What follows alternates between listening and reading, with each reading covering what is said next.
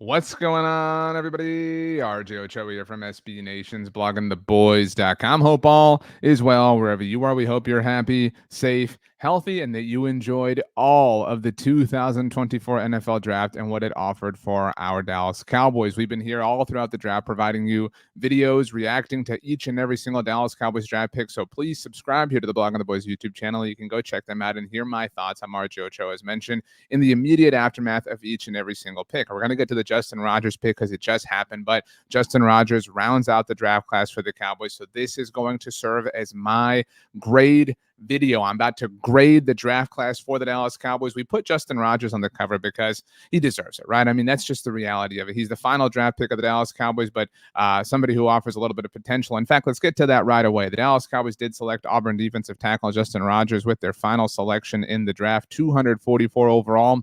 The Cowboys, they are very committed seemingly to getting tougher. And this is going to kind of serve as the spirit and the theme, I think, of the grade discussion that we're about to have. But a fine player, somebody who I think the Cowboys are in an interesting spot at defensive tackle. Obviously, let Jonathan Hankins walk, and that was a big old thing. But this is a player who's very large and who can potentially, cause some chaos in the middle of things. I don't know that, we're willing to project anything serious for a 7th-round draft pick 244 overall, but nevertheless, an interesting option in the middle of Mike Zimmer's defense. But let's get to it, grading the draft class for the Dallas Cowboys. Let's put the class on the screen for you here.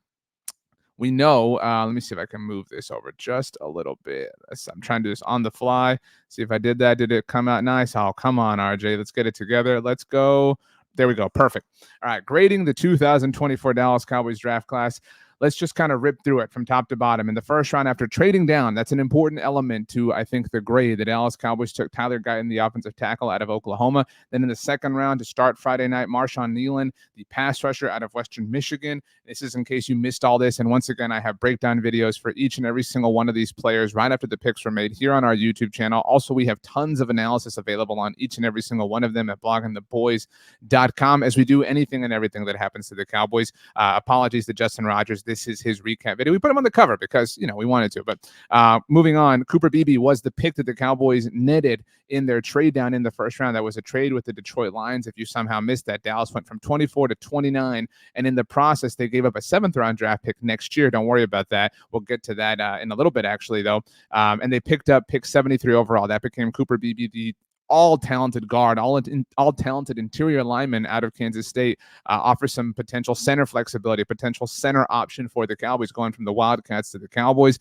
Their second pick in the 3rd round, the Cowboys took Maris Liufau, the linebacker out of Notre Dame. This was the one pick, if you look at the value that was obtained for the most part by the Cowboys throughout the draft, that didn't really match up in that sense. This might have been somebody that Mike Zimmer or the scouts or, somebody was particularly in love with, which is why the Cowboys went that direction. The Cowboys did not have a 4th-round pick. In case you did not know, it was sent to the 49ers for Trey Lance last August. So the Cowboys had to wait quite a bit on Saturday to get their turn, to get their first bite at the apple. And when they win, it was Kalen Carson, the corner out of Wake Forest, who offers a point of depth. Obviously, the Cowboys did bring back Jordan Lewis this offseason, but have not, at least to date, brought back Stephon Gilmore. They did trade up in the draft last year to take Eric Scott Jr., but Kalen Carson offers a wide-ranging, versatile option within the secondary for this team. In the 6th round, Ryan Flournoy, the talented wide receiver out of Southeast Missouri State, a very fast, a very athletic player, somebody with a lot of traits that you can really see just kind of popping at the NFL level.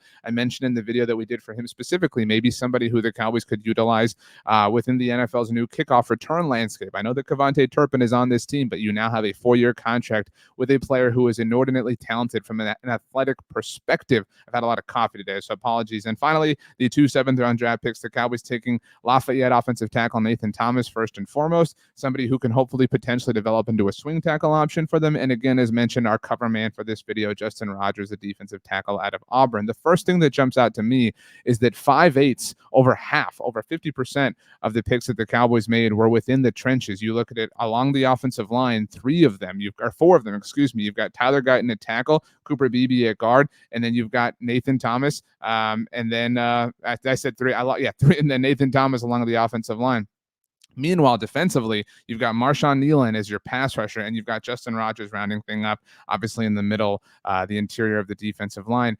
And so this is a team that we've thrown out terms like this, and we've thrown out, names, or I guess we've said this in certain ways in the past that needed to get tougher. That was kind of the calling card. That was the hallmark thing that was said a lot about the Cowboys after they lost to the 49ers in the playoffs the first time, after they lost in the 2021 wild card round. If you recall, the next draft in 22, 2 years ago, right? They took John Ridgway out of Arkansas. And everybody thought, the word that was thrown out a lot was he's a real glass eater and somebody that can be really tough for the Cowboys. And that, team ultimately moved on, but they really wanted to get better at defending the run. And the Cowboys obviously got pushed around a lot, by the Green Bay Packers. And we thought that they would, address the linebacker spot, not necessarily in the draft, but maybe perhaps in free agency as well. And the Cowboys obviously did sign Eric Kendricks. He was their first external free agent signing after agreeing initially to a term or to terms with the aforementioned 49ers, but they were able to pry him away and obviously added in that sense as well with Marius Liufau.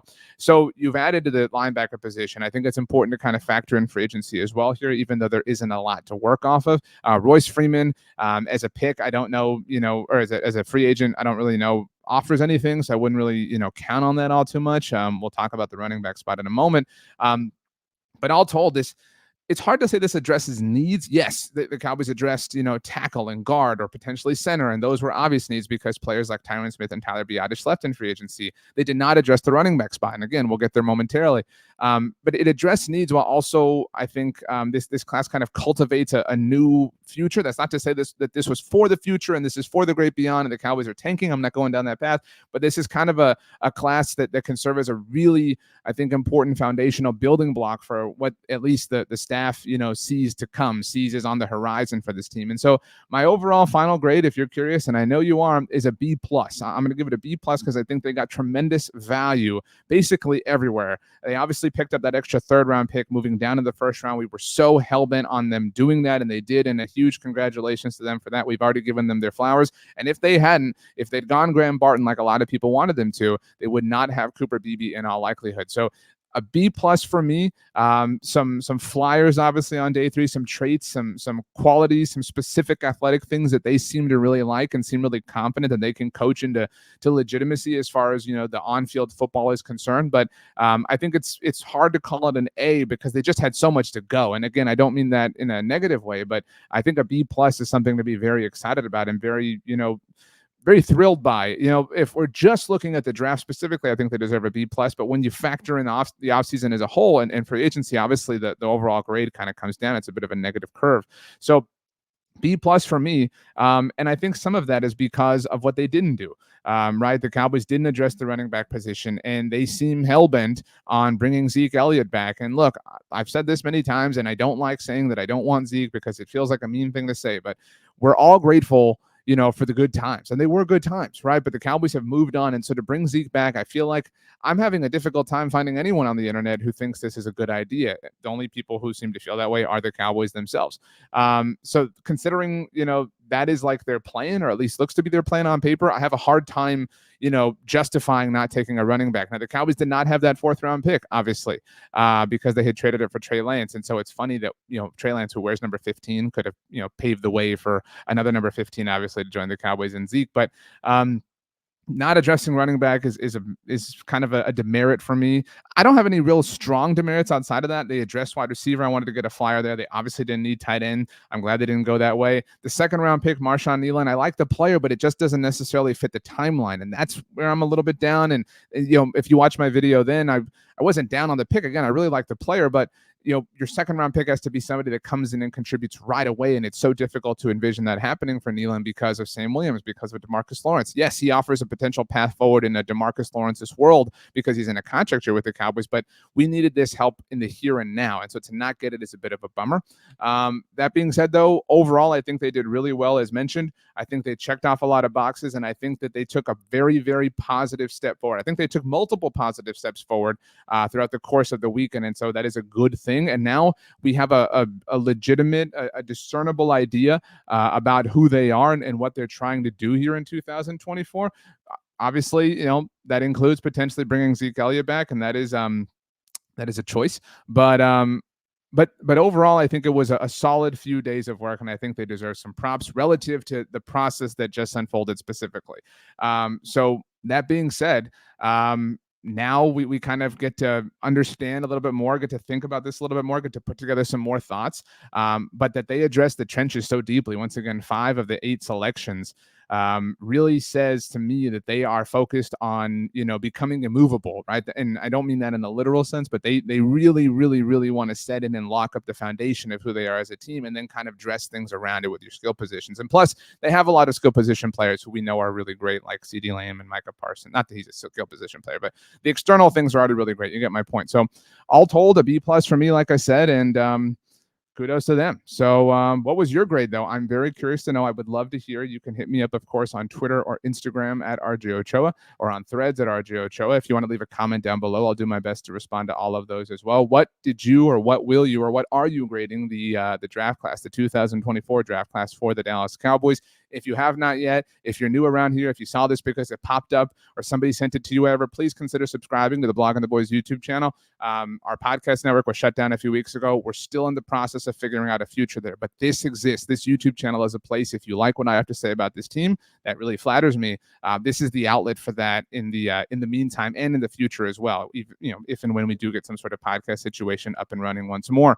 So please subscribe here to the YouTube channel. We are so close to 22,000 subs, and I can't believe that, considering where we started so many years ago. It's just so cool that we all are friends here on the internet talking about the Dallas Cowboys. So make sure to check out blogontheboys.com. We have all sorts of analysis and assessment and grading and discussion about each and every single Dallas Cowboys draft pick, as well as some thoughts on what they didn't do. And we'll continue to have those thoughts in a general sense all throughout every single day across the rest of time, because we love the Cowboys that much. So with all that being said, thanks so much for hanging out, everybody. I hope you enjoyed the draft, and I hope you have a wonderful rest of your weekend. I love you all, and we will see you next time.